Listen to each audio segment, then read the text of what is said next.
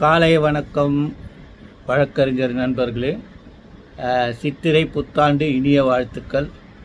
அதனால் சில பேர் இன்னும் கூட தே ஆர் பார்க்கிங், சந்திரனை பார்த்து நாய் குலைக்கிற மாதிரி. இல்லை தை மாதம்தான் வருது, தை தான் தமிழ் வருஷ பொறுப்பு. அது என்ன கணக்கு, இவங்களை யார் கடவுள் கனவுல சொன்னார், அதை பற்றி நமக்கு தேவையில்லை. காலங்காலமாக சித்திரை திருநாள் தான் கொண்டாடி கொண்டு வருகிறோம். அதற்கான காரணம் என்னன்னா, இன்றையிலிருந்து தான் சித்திரை நட்சத்திரங்களில் சூரியன் உதயமாகி நம்ம இருக்கிற பகுதிக்கு நேரடியாக கதிர்களை அனுப்புகிறார். அதுதான் 45 டிகிரின்னு ஆரம்பித்து 90 வரைக்கும் வருவார் கத்திரி வெயில் வரும்போது. இதன் அடிப்படையில் தான் இதெல்லாம் நடக்குது. அது அந்த சப்ஜெக்ட் அப்புறம் பார்ப்போம்.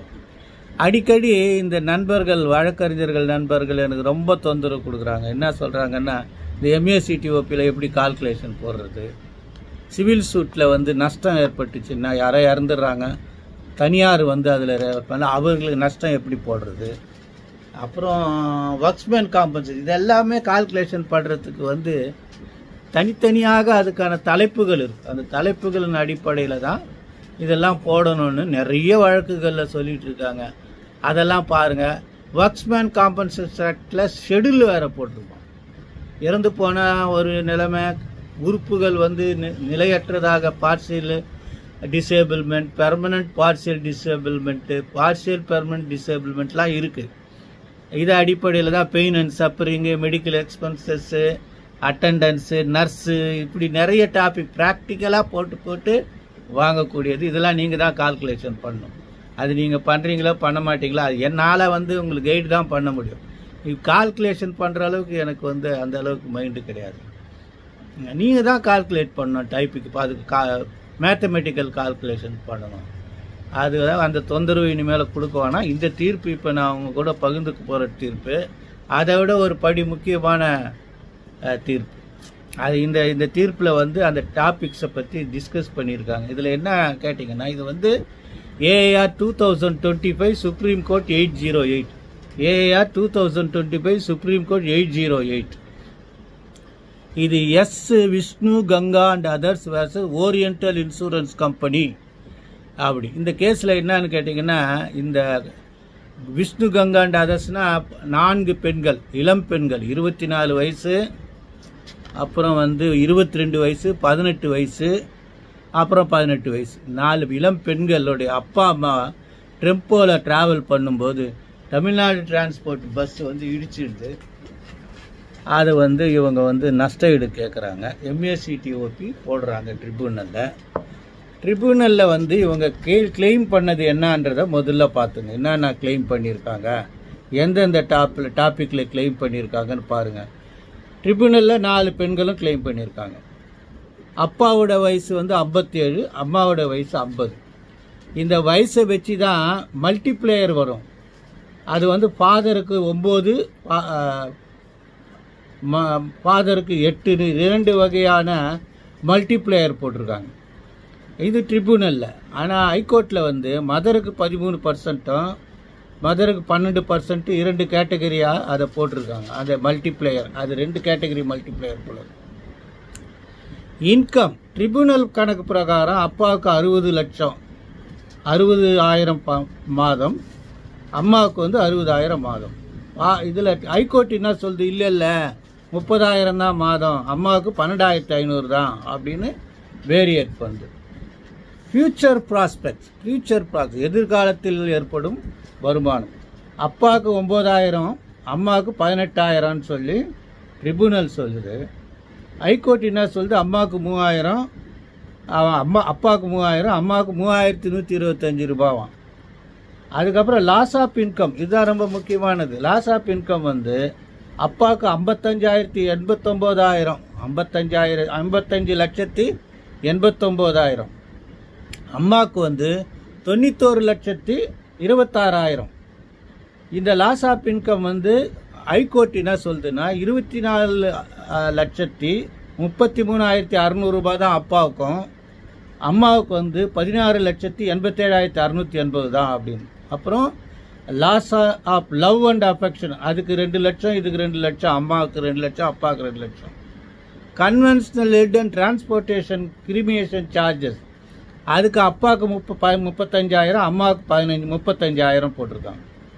ஆக அவார்டு வந்து ட்ரிபுனலில் அப்பா சார்பாக 58,24,000 ரூபாய் கொடுத்துருக்காங்க. அம்மா சார்பாக 93,61,000 கொடுத்துருக்காங்க. ஆனால் உயர்நீதிமன்றம் அப்பாக்காக 26,68,600, அம்மாக்காக 19,22,680 கொடுத்துருக்காங்க. இது ஏன் இப்படி கொடுக்குறாங்கன்றது தான் இப்போ இஷ்யூ. ரேஷியோவும் அதுதான்.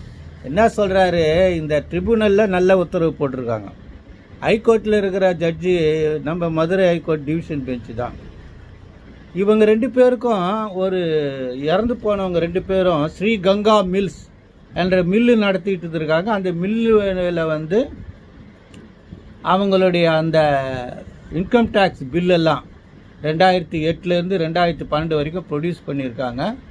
அதை வச்சுட்டு தான் என்ன சொல்கிறாருன்னா, சரி அவங்களுக்கு இவ்வளோ வருமானம் இருந்தது, அவங்க இறந்த உடனே இவங்க 4 பேரும் ஸ்டெப்பின் ஆயிடுறாங்க. அதாவது அவங்க வந்து ஆட்டோமேட்டிக்காக கம்பெனி பங்குதாரர்கள் ஆகிட்டதுனால இவ்வளோ இன்கம் கால்குலேட் பண்ண முடியாது அப்படின்னு புத்திசாலித்தனமாக தீர்ப்பு எழுதியிருக்காங்க.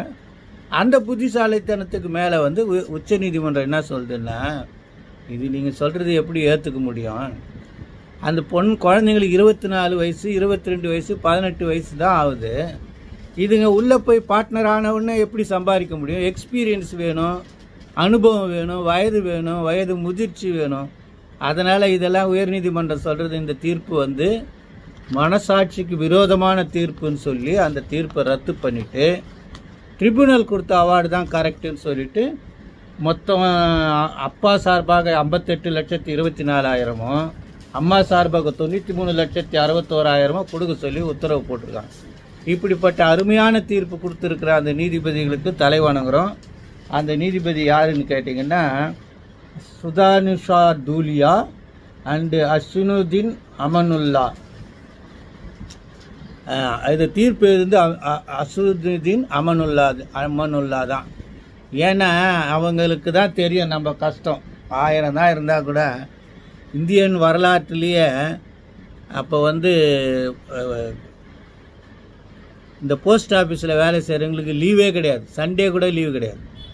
ஒரு முஸ்லீம் அவர் தான் அந்த தபால் தந்தி துறை, அப்போது இப்போ ரெண்டாக பிரிஞ்சிடுச்சு. அந்த துறையின் அமைச்சராக இருக்கும்போது அவர்களும் மனிதர்கள் தான், அவங்களுக்கு லீவு கொடுக்கணும்னு சொல்லி அவர் லீவு கொடுத்தாரு. அதுக்கப்புறம் பார்த்திங்கன்னா பல ஆண்டுகளுக்கு பிரகாரம் தபால் துறை வந்து வணிகத்துறையாக மாறி இருக்கு.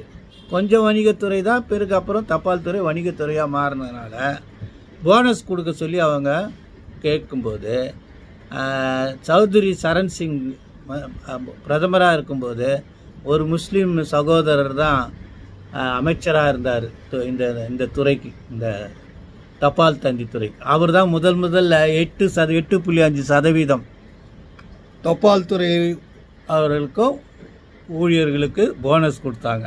இப்போ இந்த மாதிரி தீர்ப்பு படிக்கும்போது அவங்க மேலே ரொம்ப மதிப்பு வருது இல்லை. ஏன்னா அவங்களுக்கு தான் ஆழமான நுணுக்கமான சமூக பிரச்சனைகள் கவனத்துக்கு வருது.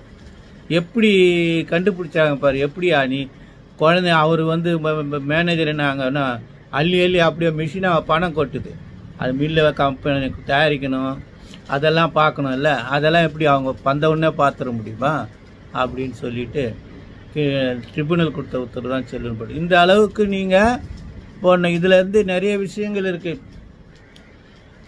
ஒருவேளை இப்போ அடிப்பட்டவர் வந்து இறந்து போயிட்டாங்கன்னா இந்த கால்குலேஷன்லாம் வரும். அவங்க உயிரோடு இருந்து இழப்புகள் இருக்குது, நிரந்தர இழப்புகள், நிரந்தர உறுப்பு இழப்புகள், சில உறுப்புகள் தற்காலிகமான நிரந்தர உறுப்புகள், இப்படி நிறைய விஷயங்கள் இருக்குது. இதுக்கெல்லாம் இந்த ஒருவேளை ஆஸ்பத்திரியில் இருக்கும்போது அந்த அட்டண்டன்ஸு நர்ஸு அவருக்கு வந்து அவர் கண்டிப்பாக ஒரு ஆள் உதவி இல்லாமல் அவருடைய இயற்கை கடன்களை செய்ய முடியாத அந்த சூழ்நிலையெல்லாம் அதையெல்லாம் கால்குலேட் பண்ணி கூட நீங்கள் மெடிசன் போடலாம். மெடிக்கல் பில்லு இதெல்லாம் வச்சு நீங்கள் போடணும். அப்படி தான் நீங்கள் அதை பண்ணணும். சும்மா வந்து கிருஷ்ணமூர்த்திக்கிட்ட வந்து நீ போட்டுக்கிடுன்னு சொல்லக்கூடாது. நீங்கள் போட்டு கொடுக்கணும். நான் வேணால் செகண்ட் செக் பண்ணுவேன். இந்த கால்குலேஷன் நான் இது வரைக்கும் எம்எஸ்சிடி ஓபியில் அதிகமாக நடத்துனதும் கிடையாது. யாருன்னா கூப்பிட்டு போய் நடத்தினா தான் உண்டு. 2-3 ஒர்க்ஸ்மேன் காம்பன்சேஷன் கேஸ் தான் நடத்தியிருக்கேன். அவங்க கூட கவரில் போட்டு 500 ரூபா கொடுப்பாங்க. ஒரு 25-30 வாட்டி அப்போ டிவிஎஸ் 50யில் போயிட்டு வந்திருப்பேன். அதெல்லாம் கவலைப்படலை. ஏதோ நம்ம வக்கீலாக பிறந்ததுக்கு ஒரு ஏழை பொண்ணுக்கு 2 விரல் துண்டாயிடுச்சு, அவருக்கு பணம் வாங்கி கொடுத்தன்ற திருப்தியோடு போயிடுச்சு. அதனால் நான் மற்றவங்கெல்லாம் தப்பை நான் சொல்ல, உங்கள் திறமையால் தான் நீங்கள் அதெல்லாம் பண்ணி கொடுக்குறீங்கன்னு தெரியுது. காலை வணக்கம், இனிய புத்தாண்டு வாழ்த்துக்கள், நன்றி.